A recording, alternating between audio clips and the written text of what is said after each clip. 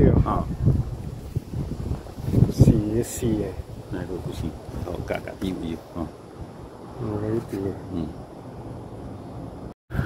Bearing berapa ni? Ni tayar jap. Ni tayar belakang. Tayar belakang Avantar Ranger Max. Bukan Avantar, Jialing Coco Cross. 2024. Coco Cross Night Edition. Tubeless. LED tubeless. Saiz berapa ni? Saiz dia kalau mu tengok dia ada sini. Ha ni.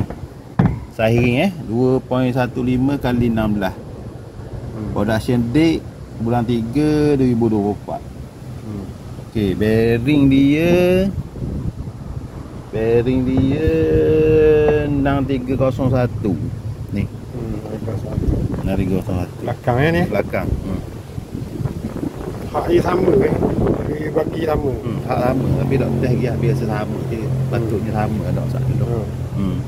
Oh ni hak apa belok Oh ni belok betul ya betul dah sikit-sikit Tapi tak boleh 100% ayat tu tapi boleh lah pakai. Cuma ia tu masa pasang tayar lagi orang tayar tu kena tengok boleh. Ya, biar sama. Kita mula lagi. Tengok mula. Oh ni ke depan. Saiz dia 18517. Production date bulan 3 2024. Ni tayar depan. Kalau hot tubeless 17. Kalau hot tube tight 18. Dia air lain. Kalau hot belakang sama 16. Kita sekarang ni kita nak test dulu tengok kan ni. Nak test cari tayar tu. Cari tayar dulu tengok dia rasa kan ni. Ni siap buat true dah Buat true dah. True wheeling alignment Siap buat alignment dah ni. Kita nak teratas di V2 ni. Kita tengok kalau sama kita kabur sama. Sama dengan hot tube tight. Betul hidup dah ni. Betul hidup dah ni. Betul hidup sini.